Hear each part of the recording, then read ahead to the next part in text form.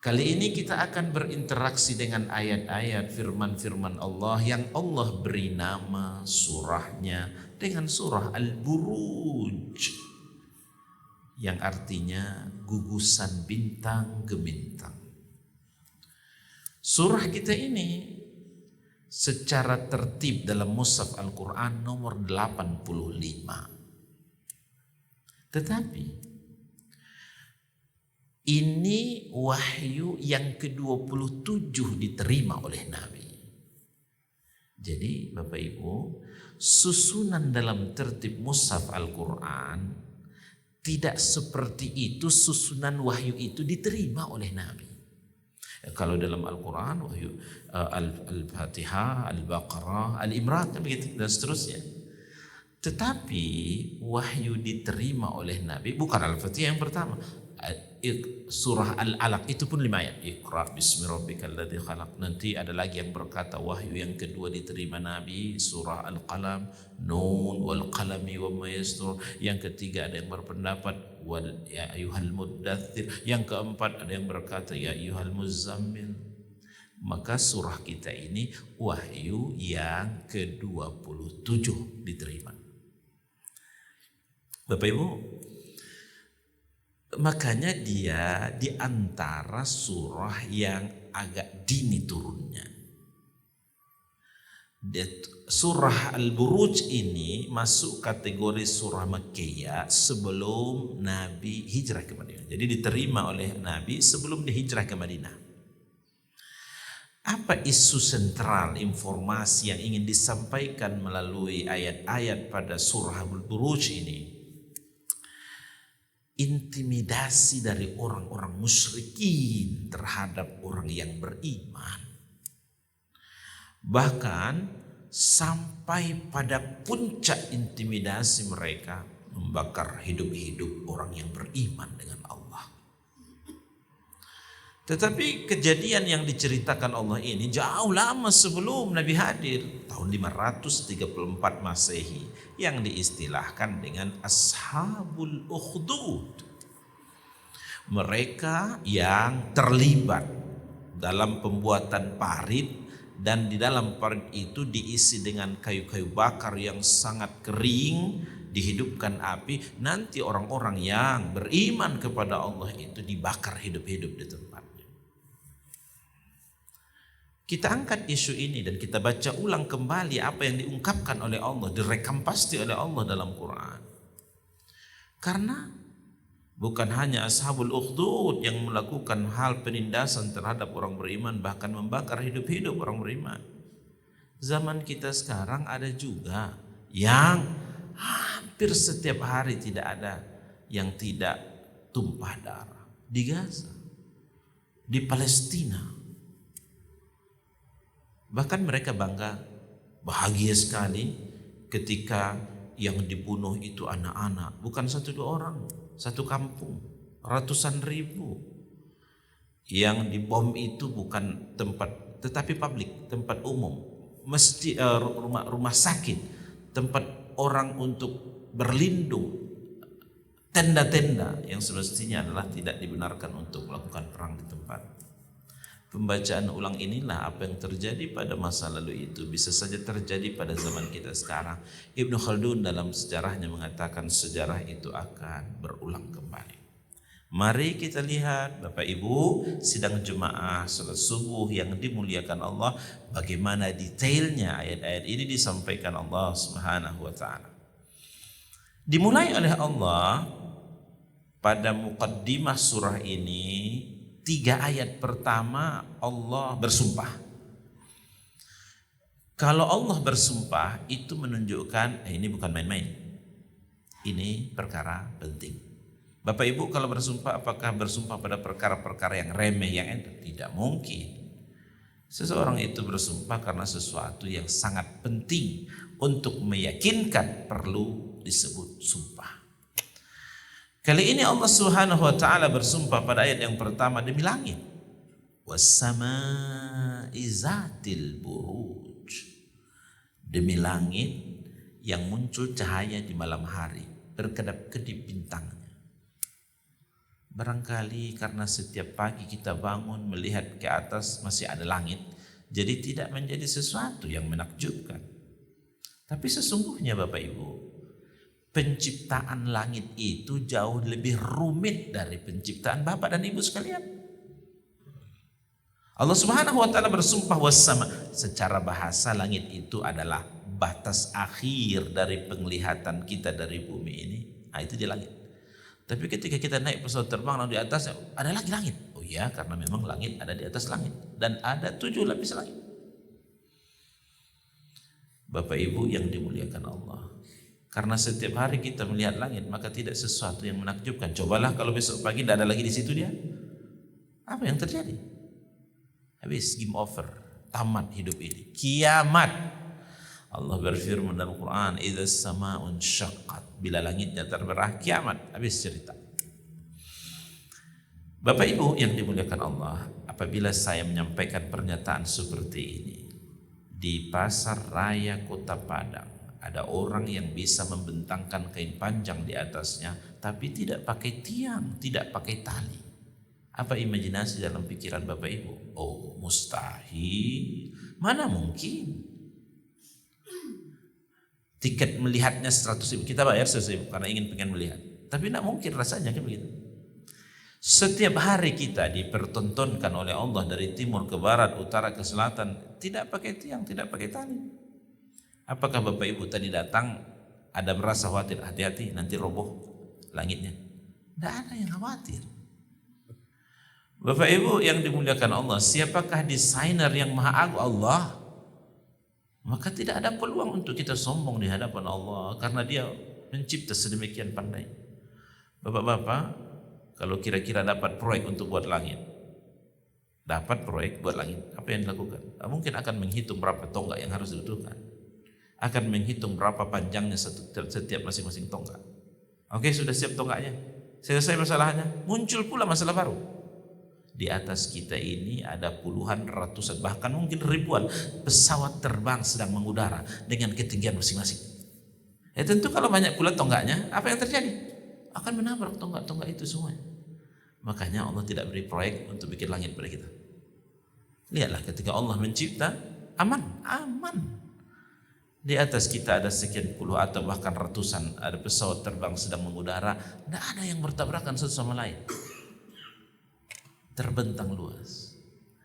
Oleh karena itu Allah bersumpah dengan ciptaannya wassama.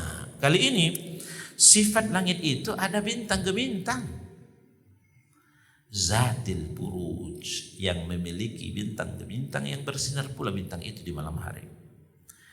Perkataan buruj berakar dari kata baraj. Dalam bahasa Arab benteng disebut burj.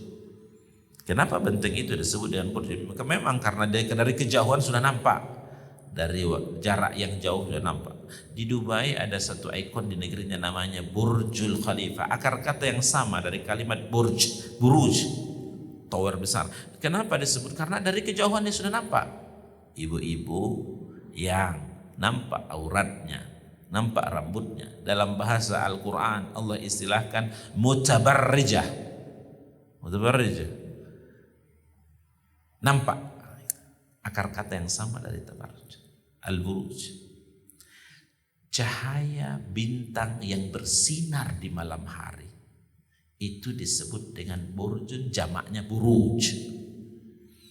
Bapak Ibu, untuk apa bintang itu diciptakan Allah? Ada 3. Yang pertama sebagai hiasan langit dunia. Dalilnya walaqad zayyana as-samaa'a ad-dunya bimasabiha. Jadi indah, jadi cantik.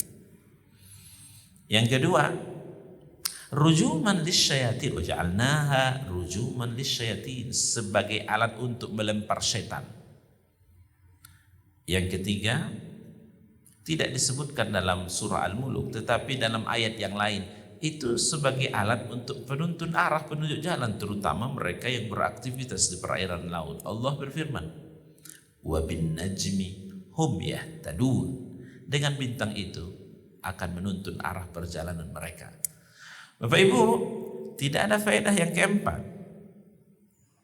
Tidak ada. Ingat bapak-bapak, ibu-ibu dulu mungkin masa muda-muda melihat koran, melihat majalah. lalu melihat tentang tanggal lahirnya bulan apa, lalu mensinkronisasikannya dengan bintang ke bintang. Bintang apa Pak? Lalu ia menuju meramal tentang nasibnya dengan menggunakan bintang ke bintang. Wah, kalau begini tanggal lahirnya mendapatkan istri yang cerewet, susah hidupnya ini. Tidak ada bintang itu diciptakan dengan tujuan itu. Tidak dalam ajaran Islam. Bapak Ibu, ada berapa jumlah bintang yang ada di angkasa? Jumlahnya banyak, nggak kehitung. Ada ulama yang berkata, 1 menit itu Bapak bisa menghitung berapa? Kalau Allah kasih waktu 100 tahun dari sejak kita lahir sampai 100 tahun hidup kita, jatah kita kerjanya menghitung terus. Belum cukup waktunya, yang dihitung masih banyak. Begitu banyaknya tentang bintang bintang. Nampak kecil dari bumi, hakikatnya besar. Bapak Ibu yang dimuliakan Allah, bintang yang bertaburan adalah miliaran, ratusan miliar jumlahnya. Lalu kita yang sangat kecil, sombong pula di hadapan Allah Subhanahu wa taala, zalim, aniaya terhadap yang lainnya. Maka pada ayat yang kedua kembali Allah bersumpah, kali ini Allah bersumpah dengan wal yaumil mau'ud, demi hari yang dijanjikan. Apa maksudnya hari yang dijanjikan? Hari kiamat. Karena memang belum terjadi di dunia, dijanjikan oleh nanti akan terjadi. Bapak Ibu yang dimuliakan Allah Subhanahu wa taala, ya kalau kita manusia berjanji kadang menepati, kadang mengingkari. Tapi kalau Allah berjanji, janji pasti. Innallaha la yukhliful mi'ad. Allah tidak pernah memungkiri janjinya. Beberapa hari lagi kan bulan Juli nih Pak ya. Yakinkah Bapak Ibu? Pasti enggak akan Bapak Ibu berjumpa dengan bulan Juli? Ma bisa Wak memastikan Pak Ustaz. Di antara itu tipu malaikat maut habis, enggak jadi bisa bulan Juli. Jadi apa yang pasti? Yang pasti itu adalah kiamat. Bapak Ibu hadirin dan hadirat sekalian, jadi karena yang pasti itu kiamat, apa yang pernah kita lakukan di dunia ini terdokumentasikan dengan rapi. Makanya oleh karena itu pada ayat ketiga kembali Allah bersumpah. Kali ini Allah bersumpah wa syahidin wa masyhud, demi saksi dan yang disaksikan. Apa? Siapa itu saksi yang dimaksud? Saksi yang paling sempurna Allah. Yang disaksikan itu siapa? Ya kita, makhluk. Kalau kita menjadi saksi Bapak Ibu, keterbatasan pengetahuan. Paling-paling kita yang tahu apa yang terjadi sekarang, apa yang sudah terjadi. Yang belum tahu kita tidak tahu. Bagaimana cara menyaksikan yang belum tahu? Tapi kalau Allah Subhanahu wa taala, Dia mengetahui apa yang sudah terjadi, apa yang sedang terjadi, belum terjadi, masih akan terjadi, sudah diketahui oleh Allah. Saksi yang paling sempurna adalah Allah. Bapak Ibu yang dimuliakan Allah SWT, kita bahkan yang sudah terjadi pun kadang lupa. Contoh, Bapak Ibu dulu waktu muda-muda pernah tidak meninggalkan sholat 5 waktu? Oh pernah Pak Ustaz. Pernah sedikit, pernah banyak? Oh banyak. Coba sebut yang banyak itu tanggal berapa, hari apa, bulan berapa, tahun berapa, maghrib, isya atau subuh. Saking banyaknya tidak ada satupun yang ingat, lupa. Tapi Allah Subhanahu wa taala punya catatan yang rapi, terdokumentasikan dengan baik setiap orang, dan nanti akan ditampilkan apa yang menjadi dokumen pribadi kita itu.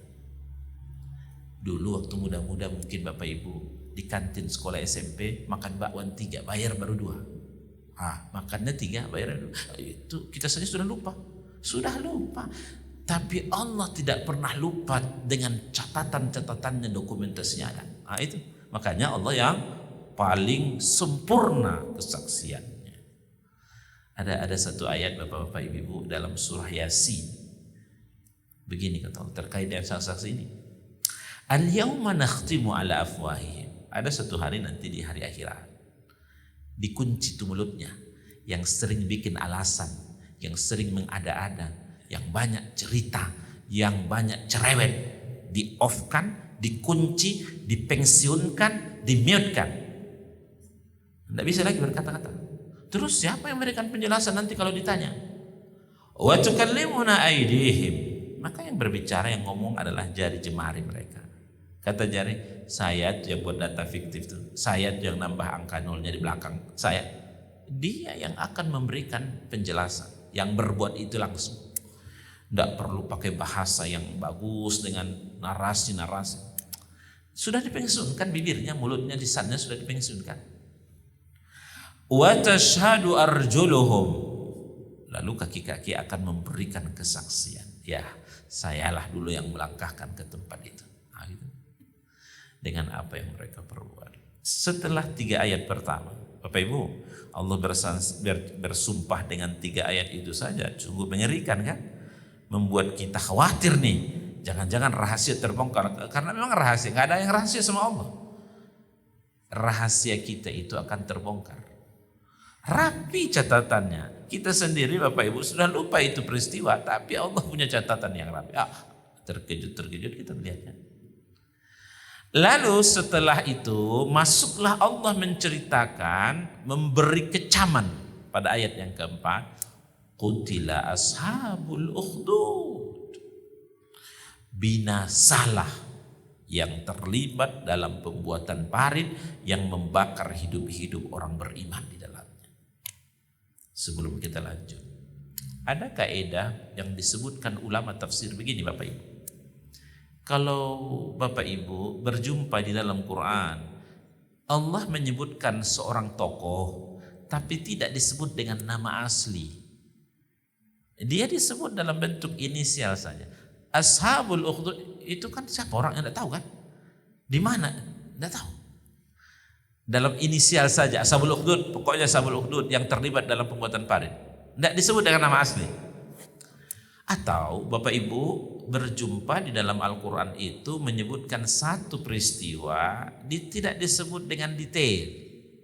Apa peristiwanya, di mana kejadiannya, siapa pelakunya, bagaimana kejadian itu terjadi, tidak disebutkan detail. Datang dalam bentuk global saja. Kata ulama tafsir, tokoh yang semacam itu, peristiwa yang semacam itu bisa saja terjadi di tempat yang lain dalam waktu yang lain. Contoh lain Pak ya, Fir'aun itu kan namanya sering muncul dalam Quran. Wa fir'auna zil autad, izhab ila fir'auna innahu tagha. Kalimat kata-kata itu kan itu menunjukkan seseorang. Tapi Fir'aun itu bukan nama asli itu. Enggak. Fir'aun itu adalah nama panggilan untuk pemimpin tertinggi pada zaman Mesir kuno. Pernah sih Bapak Ibu, Mesir itu enggak dipanggil pimpinannya dengan Fir'aun, pernah. Dengan apa dipanggil? Al-Aziz. Itu yang terjadi pada zaman Yusuf, Zulaiha, enggak dipanggil pimpinan. Dan ada yang berpendapat, kalau kita baca sejarah Mesir kuno, itu orang asing, pendatang lalu berkuasa di Mesir. Marah sekali orang Bani Israel, tidak suka, sehingga mereka menyebut itu kaum Heksos. Heksos dalam bahasa Mesir kuno itu bermakna pengembala babi. Tapi kalau ada panggilan raja yang dipanggil dengan Al-Aziz di Mesir, itu simbol lambang yang menunjukkan orangnya baik, pemimpin yang baik. Tapi kalau ada disebut Fir'aun itu adalah pemimpin Mesir kuno yang zalim, negatif, mengintimidasi saja kerjanya. Maka Fir'aun itu bukan nama asli, nama panggilan untuk pemimpin tertinggi. Seperti kita apa nama panggilan untuk pemimpin tertinggi? Presiden. Negara tetangga panggil Perdana Menteri, atau kalau rajanya mereka panggil Agung. Ada negara yang memanggil pimpinan tertingginya dengan King. Kalau Saudi memanggil Al-Malikus Sumu. Ada negara yang memanggil pimpinan tertingginya Queen. Bukan raja, Pak Ratu. Itu. Maka Fir'aun 1, Fir'aun 2, Fir'aun itu mereka panggil kan. Yang tenggelam di Laut Merah itu, yang lautnya juga tidak mau terima itu jasad, itu adalah Fir'aunnya yang kedua. Makanya disebut dalam bahasa Prancis Ramses II. Yang Ori sudah mati, tenggelam, itu sekian ribu tahun sebelum Masehi kejadiannya, tapi bangkainya masih ada sampai sekarang di Museum Tahrir di kota Kairo di Mesir. Yang Ori sudah mati, sudah meninggal, tinggal bangkainya tuh. Tapi apakah masih ada perangai sifat dari Fir'aun itu hingga zaman kita sekarang? Oh iya, tidak lagi dengan nama Fir'aun, tapi dengan nama-nama modern yang hidup di zaman ini. Persekusi intimidasi yang dilakukan ashabul ukhdud, begitu garang dan ganas kepada mereka yang beriman kepada Allah. Dan itu kejadiannya 534 Masehi. Dan hari ini di daerah Najran itu tidak ada lagi yang berperang, beriman semua sekarang. Bapak Ibu, sudah habis, terkubur mati mereka. Tapi apakah masih ada yang bersifat seperti itu hingga hari ini? Israel yang dikomandani oleh Netanyahu, itu bukti nyata yang kita melihat, menyaksikan bagaimana pertumpah darahan itu mengalir setiap hari, setiap waktu. Cocok sejarah itu, kata Ibnu Khaldun, at-tarikhu yu'iddu nafsu. Dia akan berulang kembali. Casingnya saja yang berubah, substansinya sama. Bapak Ibu hadirin dan hadirat sekalian, siapa yang dimaksud dengan ashabul ukhdud yang dikecam oleh Allah? Qutila ashabul ukhdud, binasalah mereka yang terlibat dalam pembuatan parit. Kejadiannya tahun 534 Masehi, jauh sebelum Nabi Muhammad. Jadi di daerah Najran, Najran ini masih ada sampai sekarang, Bapak Ibu, perbatasan Yaman dengan Saudi Arabia. Raja Najran, zalim sekali. Setiap mendengar ada orang yang beriman kepada Allah, dihabisi, dibakar, bahkan hidup-hidup dibakar. Jadi itu masih ada sisa umatnya Nabi Isa yang beriman kepada Allah. Maksudnya yang lurus ya, bukan yang melenceng. Yang beriman kepada Allah Subhanahu wa taala. Jadi mereka istiqamah, komitmen dengan keyakinannya itu. Tidak bisa ditawar-tawar, beriman kepada Allah. Raja Najran sangat tidak mau menerima, sehingga dengan anggotanya dia komandani untuk menggali parit. Sebagian tanya hanya ke depan, sebagian tanya ke belakang. Dalam bahasa kita disebut dengan parit. Itulah yang disebut ukhdud. Ukhdud itu dalam bentuk jamak parit. Sebahagian dari anggotanya Raja Najran mencari bahan bakar, kayu-kayu kering. Sebahagiannya ada yang menggali parit. Setelah diisi dengan api yang terus-menerus berkobar apinya, maka orang-orang beriman tadi itu dipanggil, dipanggang dulu sebelum dibakar. Ditaruh di tepi parit ini, didudukkan, dan ada pula timnya Raja Najran nanti sesekali membisikkan ke telinga mereka. Gimana? Di depan kobaran api itu sebagai shock terapi, mereka tanya, apakah masih tetap beriman dengan Allah atau tidak? Jika mereka berkata, ya kami masih beriman dengan Allah, mereka akan didorong dan dibakar hidup-hidup ke dalam parit. Tapi kalau tidak, mereka bebas. Bapak Ibu hadirin dan hadirat sekalian yang dimuliakan Allah SWT. Peristiwa itu secara operasional diterangkan pada ayat berikutnya. Makanya dikecam oleh Allah kan. Qutila ashabul ukhdud, binasalah yang terlibat dalam pembuatan parit. Ini yang dikecam bukan hanya yang memerintahkan Raja Najran, bukan hanya itu. Seluruh yang terlibat di dalam pembunuhan, pembakaran orang mukmin hidup-hidup ini dikecam. Yang memerintahkannya, rajanya, yang ikut terlibat dalam pembuatan paritnya, yang terlibat dalam pencarian bahan bakar kayu-kayu kering, yang membisikkan kepada orang-orang beriman, yang memasukkan orang beriman ke dalam api yang sangat besar. Semuanya masuk dalam kecaman qutila ashabul ukhdud. Sampai hari kiamat setiap orang yang membaca ayat ini terkirim pesan laknat dan binasa kepada mereka pelaku yang dulu membuat parit tersebut. Pada ayat kelima, an-nari zatil waqud, apinya memiliki bahan bakar. Jadi kalau api hanya unggukan tertentu, sebentar padam habis dia kan. Oh ini tidak, api itu bahan bakarnya tersedia, apabila hampir habis bahan bakarnya masukin lagi, bahan bakarnya masukin lagi, sehingga berkobar-kobarnya api ini terus menerus dalam waktu yang lama, menjadi shock terapi kepada yang akan dibakar, orang-orang beriman kepada Allah. Idhum 'alaiha qu'ud, orang beriman itu diambil, didatangkan dan didudukkan di tepi parit ini untuk siap-siap dimasukkan dan dibakar. Sesekali datang kepada mereka orang yang membisikkan, apakah masih tetap beriman kepada Allah atau tidak. Wa hum 'ala ma yaf'aluna bil mu'minina syuhud, mereka melakukan itu dengan mata kepala mereka, mereka saksikan itu. Tidak ada kemanusiaan, tidak ada kebebasan dan demokrasi untuk berbebas dalam beribadah dan berkeyakinan. Habis. Wa ma naqamu minhum illa ayyuminu billahil azizil hamid. Tidaklah mereka menyakiti orang beriman. Apakah yang menyebabkan mereka melakukan itu? Karena ada iman di dada mereka kepada Allah Subhanahu wa taala. Bapak Ibu hadirin sekalian, apa yang dilakukan oleh Ashabul Ukhdud, copy paste apa yang terjadi hari ini dilakukan oleh Israel, laknatullah kepada orang-orang beriman di Gaza, di Palestina. Ada ulama berkata, kalau Gaza selesai, maka selesai pula lah Al-Aqsa. Kalau Al-Aqsa selesai, selesailah Palestina. Kalau Palestina sudah selesai, berikutnya yang akan diobok-obok adalah Masjid Nabawi dan Masjidil Haram. Bukankah baginda Nabi menyebutkan dan mensejajarkan 3 nama tempat kota suci ini? La tashuddur rihalu illa min thalas. Tidak dianjurkan bepergian jalan-jalan kecuali 3 tempat ini. Masjidil Haram, wa Masjidil Nabawi, wa Masjidil Aqsa. 3 tempat suci ini disejajarkan oleh Nabi Muhammad.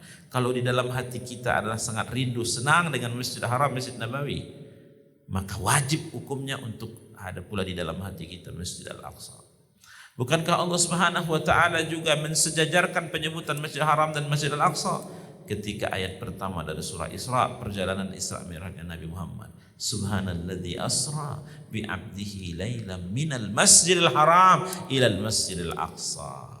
Kalau di dalam hati kita Masjidil Haram, mestinya juga harus ada di dalam hati kita Masjid Al-Aqsa. 1 kali salat di rumah dapat 1 pahala, berjamaah seperti tadi dapat 27 derajat. 1 kali salat di Masjid Al-Aqsa 500 derajat. 1 kali salat di Masjid Nabawi 1000 derajat. 1 kali kita salat di Masjidil Haram 100.000 derajat. Ini dari bibir Nabi keluarnya hadis dengan angka-angka tersebut. Bapak Ibu hadirin sekalian yang dimuliakan Allah, jangan lupakan Palestina, sisipkan doa untuk mereka, untuk Gaza. Sumbangkan apa yang kita bisa sumbangkan, bukan sedikit banyaknya, tapi itu menjadi persaksian kita di hadapan Allah bahwa kita telah pernah berbuat. Yang ketiga, pastikan Bapak Ibu tidak membeli produk-produk yang itu berkontribusi untuk pembunuhan saudara-saudara kita di Gaza, di Palestina. Tidak akan mati kita kalau tidak makan KFC. Tidak akan mati kita kalau tidak makan McDonald. Pilih-pilih, pastikan yang kita beli itu adalah tidak 1 rupiah pun tercecer sampai kepada Israel yang tujuannya membunuh saudara-saudara kita di Gaza dan Palestina. Fa'tabiru ya ulil absar la'allakum turhamun. Mudah-mudahan bermanfaat bagi kita Bapak Ibu. Belum seluruh surah Al-Buruj ayat ini kita bahas, tapi sampai pada ayat 8 itu sudah dapat kita simpulkan bahwa apa yang terjadi pada masa lalu itu bisa saja terjadi pada masa sekarang, dan apa yang ada terjadi sekarang, dan pastinya Allah Subhanahu wa taala pada waktunya akan membinasakan orang-orang yang zalim, akan memberikan kebaikan kemerdekaan kepada orang-orang yang baik. Inilah ayat-ayat yang diterangkan setelah pembahasan ayat kita pada ayat ke-8 surah Al-Buruj ini. Fa'tabiru ya ulil absar la'allakum turhamun. Wabillahi taufiq wal hidayah. Assalamualaikum warahmatullahi wabarakatuh.